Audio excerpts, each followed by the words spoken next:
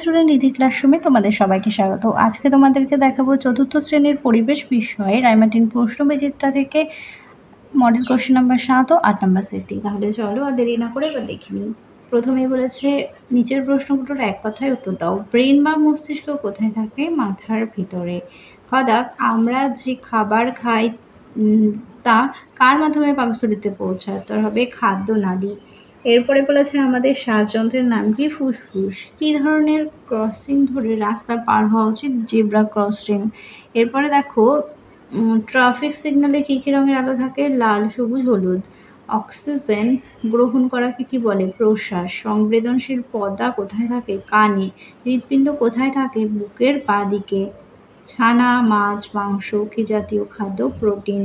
একজন পূর্ণবয়স্ক সুস্থ স্বাভাবিক মানুষ প্রতি মিনিটে কতবার শ্বাস গ্রহণ করে? 70 থেকে 72 থেকে 80 বার। একটি ব্রাহ্মণ গ্রহের নাম প্লুটো। হঠাৎ ধ্রুবতারা সারা বছর কোন আকাশে দেখা যায়? উত্তর। সূর্য পৃষ্ঠের তাপমাত্রা কত? 600 ডিগ্রি সেন্টিগ্রেড। দিদাগে আছে একটি কৃত্রিম উপগ্রহের নাম ক্যাসিনি। পৃথিবীর চারপাশে চাঁদের একবার ঘুরে আসতে মোট কতদিন সময় লাগে? 29.5 দিন। মানুষের শরীরে তাপমাত্রা মাপা হয় কোন থার্মোমিটার?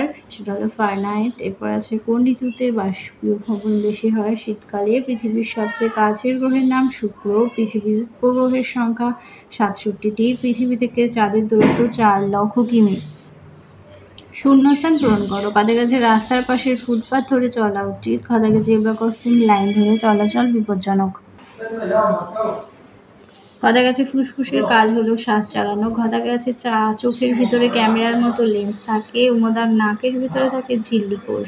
চদা গাছে জিভের মধ্যে কতগুলো স্বাদকোরক থাকে যার সাহায্যে স্বাদ বোঝা যায়? ছদাক তাপ পেলে বস্তুর উষ্ণতা বৃদ্ধি পায়। বোরগা জদাক 1000 ডিগ্রি বোরগা জদা গাছে 100 ডিগ্রি সেলসিয়াস জল ফোটে। ফারেনহাইট স্কেলে তার পরিমাণ 212 ডিগ্রি F।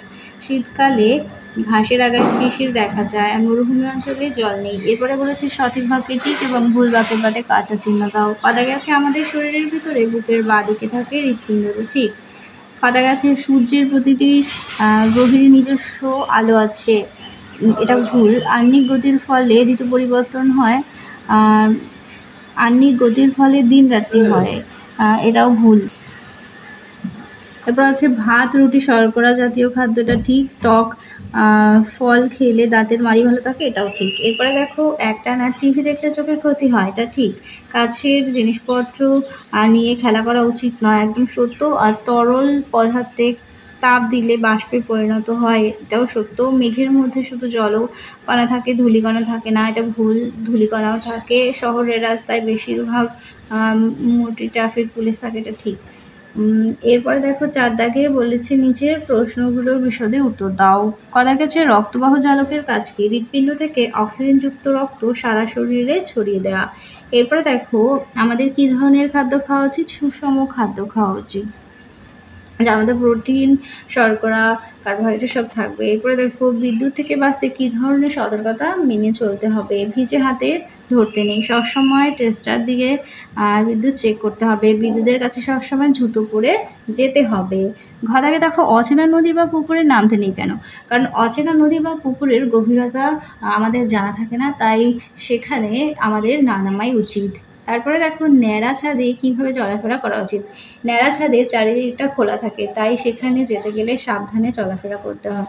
এরপরে দেখো খাদ্য আমাদের জ্বালানির মতো কথাটির অর্থ কী? খাদ্য ছাড়া মানুষ চলতে পারে না। রান্না জ্বালানি ছাড়া যেমন রান্না হয় না, তেমনি শরীরে খাদ্য হলো জ্বালানি, তেমনি শরীরের জ্বালানি হলো খাদ্য। এরপরে দেখো গ্রহ ও নক্ষত্রের দুটি পার্থক্য লেখো।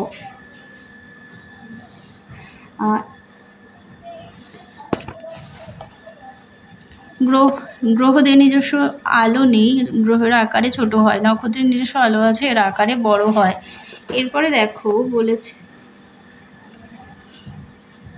এরপরে আছে কোন কোন গ্রহের উপগ্রহ নেই? বুধ ও শুক্র। তারপরে দেখো কোন কোন তারিখে পৃথিবীতে দিন ও রাত্রি হয়? 21শে মার্চ ও 23শে সেপ্টেম্বর। ফুটপাথ বলতে কি বোঝো? গাড়ি চলাচলের রাস্তার যার দুপাশে সরু পয়ে হাঁটার পথ আছে তাকে ফুটপাথ বলে। এরপরে দেখো বাদিক ও ডান দিক মেলাও। অক্সিজেন গ্রহণ করাকে বলা হয় প্রশ্বাস। কার্বন ডাই অক্সাইড ত্যাগ করাকে বলা হয় নিঃশ্বাস। আর জিভের ওপরে থাকে কতগুলো স্বাদকোরক, পাকস্থলী থেকে খাবার অন্ত্রে আসে, কানের ভেতরে থাকে সংবেদনশীল পর্দা, চোখের সাহায্যে আমরা নানা রকমের দৃশ্য দেখি। আর আমাদের গ্রহণ করা খাদ্য পাকস্থলীতে গিয়ে হজম হয়। কানের সাহায্যে আমরা বিভিন্ন শব্দ শুনতে পাই। স্পর্শ ইন্দ্রিয় হলো ত্বক ও চামড়া। আর যকৃৎ বা লিভার থাকে পেটের ডান দিকের ওপরে।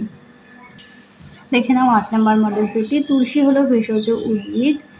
আর মানুষ প্রথম পোষ মানিয়েছিল কুকুরকে এখন থেকে প্রায় 10,000 বছর আগে মানুষ কৃষিকাজ শিখেছিল। ঘদাক রং বেরঙের পটচিত্রের জন্য বিখ্যাত পিংলা গ্রাম। দার্জিলিং জেলার কালিম্পংয়ে আছে লেপচা মিউজিয়াম। ব্রতচারীর প্রতিষ্ঠাতা হলেন গুরু সদয় দত্ত। জামা মসজিদ বানিয়েছিলেন সম্রাট শাহজাহান। আরাবাড়ির জঙ্গল পশ্চিম মেদিনীপুর জেলায় অবস্থিত। এবার দেখো সঠিক উত্তরটি নির্বাচন করে নিচে তলায় দাগ দাও। বিরসা মুন্ডা নামে মিউজিয়াম আছে রাঁচি। পুঁথি লেখা হয় তাল পাতায়। জোয়ার বাজরা চাষ হয় পাঞ্জাবে। পোড়ামাটির ঘোড়া পাওয়া যায় বাঁকুড়া জেলায়। জামা মসজিদ দিল্লিতে অবস্থিত। সূর্য মন্দির পুরীতে অবস্থিত। কস্তম্ভের সঙ্গে খস্তম্ভ মেলাও। মমি হবে মিশর। মল্ল রাজা হবে বিষ্ণুপুর। তাজমহল হবে আগ্রা। ব্যান্ডেল চার্চ হবে 1660। আর জয়ন্তিয়া হবে মেঘালয়। এবার বলেছে এক কথায় একটি বাক্যে উত্তর দাও। বিষ্ণুপুরের পুরনো মন্দির মল্লভূম। মনোহরা মিষ্টি কোথায়? হুগলিতে। মফলং বনভূমিতে কোন গাছ দেখা যায়? কুরজি।